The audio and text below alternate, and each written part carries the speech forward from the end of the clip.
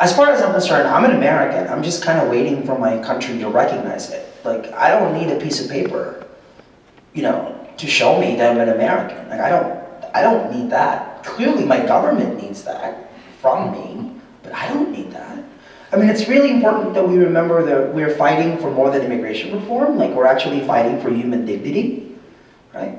Like, and to me, I have to tell you, the most tragic thing is traveling this country to the extent that I have. By the way, this is why I decided to do a whiteness film, because all of us, you know, usually I would go to a community and I would talk about immigration and citizenship, and inevitably the conversation always ends up on like how white people feel about what's happening. It's really interesting how it kind of goes that way, right? So all of my traveling, what has been for me the most tragic thing is how many people use illegal and Mexican interchangeably. And to say Mexican in a way that's a pejorative, as if it's a bad thing to be Mexican, and to assume that first of all, to assume that all Latinos are Mexican. I mean, we haven't even gotten to the whole like Afro-Latino conversation, right? Like, just a very simplistic level that people in this country understand. I mean, this is where Donald Sterling is really actually very instructive. This country has not even gotten over the black and white dynamic. It's not even over that. And on top of that, what do you throw in? Latinos as the largest minority in America, and Asian people are as the fastest growing racial group in America. Everybody's just freaking confused, you know? And I feel like this is more than a campaign for immigration reform. That's what we called our campaign, Define American, right?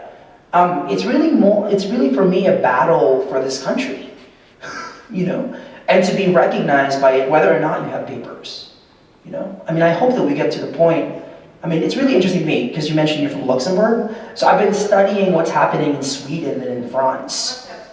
You have Swedish, but how Swedish people are responding to North African immigrants, and how France is responding to all these other South Asian immigrants. I mean, America needs to get it right because we've always been the model for how other people look at immigration. When you come to America, you become American, right? It's not the same thing as when you go to Germany and all of a sudden you can't just be German. Yeah, I mean, that's something I think that we have to protect, I think. Well, to follow up on that, so what about how do you square that with your Filipino identity? Oh. Like, just... Well, I mean, it's like asking me, how do I like square March 17th when Irish people, all of us get drunk for St. Patrick's Day, right? Like, I think you should be proud of being Irish and being Italians and being whatever else background you're from, in the same way that you're not going to make me unproud of my being Filipino. You know, when I was younger, this country told me that my having a Filipino accent wasn't cute. You know, like I used to resent my grandparents speaking in English the way that they did, because they spoke with such a big, thick Filipino accent, and I just didn't want to deal with it, right? Like that. And I was taught early on that that wasn't cool. So then I resented my grandparents for speaking like that. It wasn't until maybe I was in my mid-20s that's like, dude, it's cool that they speak like that. You know, that's their language, right? That's their heritage. And there's not something to be ashamed of.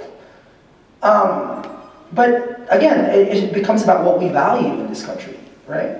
And again, the country's changing so much that Tagalog, for example, I just learned, Tagalog is like the second most spoken language in like San Francisco.